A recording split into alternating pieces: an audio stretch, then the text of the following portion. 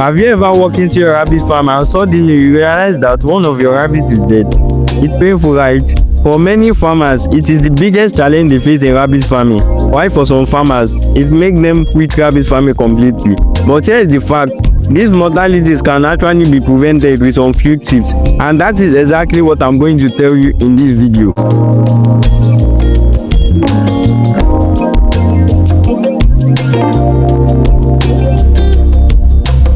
In this video, I'm going to share with you tips and strategy on how to avoid mortality in your rabbit farm.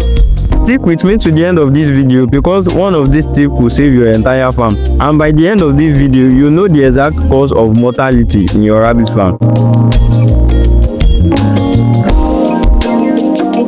Hi, my name is Michael. I'm on a mission to help farmers like you turn rabbit farming into a profitable business without breaking the bank.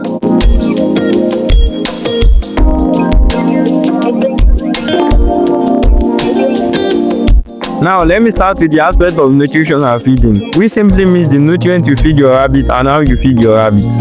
Let me tell you something most farmers don't know. It's not about the feed you feed your rabbit. It's about how you feed your rabbit. There's an adage that says, my people die because of what? Lack of knowledge. Which simply means we are involving in wrong practice in our rabbit farm due to insufficient knowledge. I urge everyone watching this video to embrace this practice in their rabbit farm so as to avoid unnecessary mortalities. Number 1, never feed your rabbit pellet and fresh green leaf at the same time. Number 2, be mindful of the ingredients you use in your formulated feed to avoid unnecessary reaction when digested by your rabbit. And thirdly, never feed your rabbit pellet and yam peel or potato peel at the same time. And lastly, always feed your rabbit formulated feed in a pelletized form. Here's the reason I said that. If your rabbits consume all this feed at the same time, fermentation will take place, which will later lead to bloating of the rabbit. And this bloating, if your rabbit is not given immediate treatment, you might end up losing the rabbit. So it is better to feed your rabbit the right way to avoid unnecessary mortality in your rabbit farm. What I'm about to share with you now is what most rabbit farmers overlook, but is essential to make your rabbits healthy, which is A. A is the backbone of rabbit diet, and here's the reason I say that. As you all know, rabbit has a very sensitive digestive system, and without fiber, rabbit often suffer from bloating or even diarrhea. So with fiber, it keeps their system run smoothly. So you should always make sure A is always available in your rabbit farm at all times. And lastly, always deworm your rabbit regularly. If you are into organic rabbit farm, you can use pawpaw leaf to deworm your rabbits. So pawpaw leaves helps your rabbits grow fast and healthy. It helps your rabbits gain more weight and also boost the immune system of your rabbit. So always make sure you deworm your rabbit every 2 months to avoid unnecessary mortality in your rabbit farm. All you just have to do is to get a green mature leaf which is fresh, wash it gently with clean water and feed it to your rabbit. And finally, water. Remember that water isn't just for drinking, it is part of your rabbit's feed. Without constant access to fresh water, all your feed and effort you've been giving your rabbit won't give you any result. So note that. Always make sure fresh water is readily available in your rabbit farm. Now let's move to the second aspect, which is rabbit housing and environment. As you all know, rabbit housing and environment is the backbone of rabbit farm. If you get this part wrong, no amount of medicine will save your rabbits, so you should listen attentively. When it comes to rabbit housing and environment, here are the things you should look out for. So number 1 is ventilation. Ventilation is very important in the aspect of rabbit housing and environment, and here is why I say that.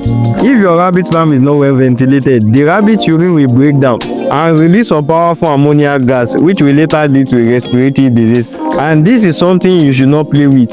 So if your rabbit farm is indoor, which is in a room, you should make sure there's enough ventilation entering the room so as to avoid respiratory disease in your rabbit farm. While the second one is temperature. Placing your rabbit cage directly under the sun is one of the fastest ways to kill your rabbit. The reason I said that is because rabbits cannot sweat as we do. So when the heat is too much for your rabbit, it causes heat stroke and it kills rabbits very fast than you think. So you should make sure your rabbit cage is under a shade, something like this, to avoid too much of it. And also get ice block and put it in your rabbit drinking water when you notice that the temperature is too hot. And if you notice your rabbit has heat stroke, just carry the rabbit to a very cool place and leave it there for some hours and return it back to its cage. That's just what you will do. And lastly, space. One thing most farmers don't know is that if your rabbit farm is overcrowded, there's upper hand to a disaster. And here is why I say that. If your rabbit farm is overcrowded, it causes stress and fast spreading of diseases, and also cause competition when feeding your rabbit, which will make some rabbit not grow well. So you should make sure your rabbit farm is very spacious. For a standard rabbit cage, it should be 2 by 2 feet, which will be for only one rabbit. For mature rabbit, it should be 1. For grower rabbit, it should be 3, and for weaners, it should be 6. I know it might seem expensive for some farmers, but on a long run, you might end up losing your rabbit. So it's better to prevent it than to cure it. Now let's move to the last aspect, which is breeding of rabbits. There's a trick most rabbit farmers don't know when it comes to rabbit breeding. It's not just about putting 2 rabbits together in a cage for them to breed. No, it is the time you breed your rabbit that will determine your success in terms of breeding in rabbit farming.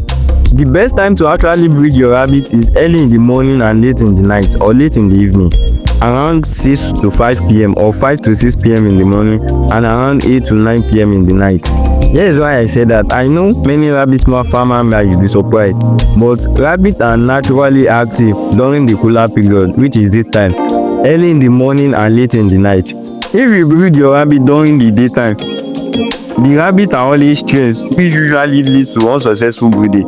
So it's better to breed your rabbit at the right time. Don't breed your rabbit during the day, especially afternoon. You can breed your rabbit in the morning and the evening, but the best time is early in the morning, very early in the morning, and very late in the evening. There's assurance that your rabbit will conceive, meaning that your rabbit will have pregnant. And also, never practice inbreeding in your farm. I know most of you might be wondering that what's inbreeding.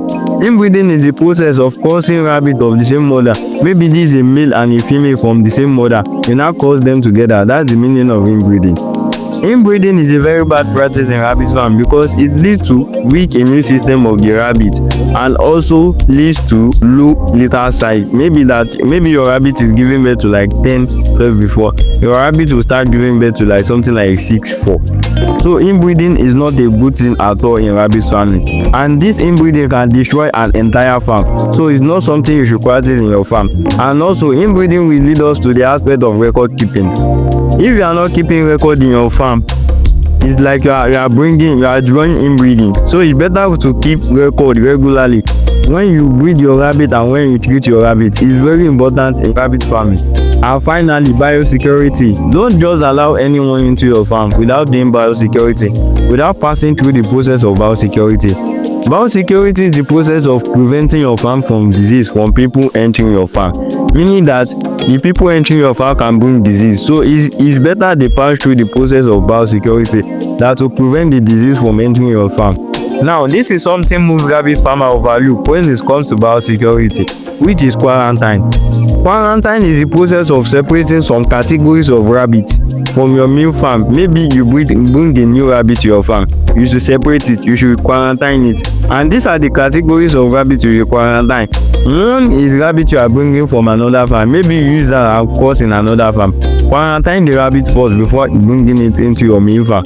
And secondly is sick rabbit, so as to not spread disease to your farm. So it's better to quarantine sick rabbit and new rabbit from preventing your farm from disease outbreak. So now that you know the reason of biosecurity, that biosecurity is very important in your rabbit farm, you should take it serious. If you didn't take it serious, it's like you are playing with your entire farm. So it's better to do it. It's better to prevent than to cure it, as they normally say. With my 3 years of experience in rabbit farming, I can tell you for free that the most effective way to avoid or stop mortality in your rabbit farm is cleanliness. If you can keep your rabbit farm clean at all times, you will wipe off 70% of what can infect your rabbit, that can cause mortality or disease that can kill your rabbit. So you should make cleanliness or hygiene your first priority in your rabbit farm.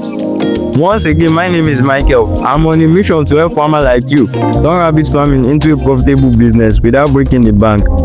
If you want more videos like this, just do well to subscribe, like, comment and share so that when I put a new video, YouTube will get you notified. And until next time.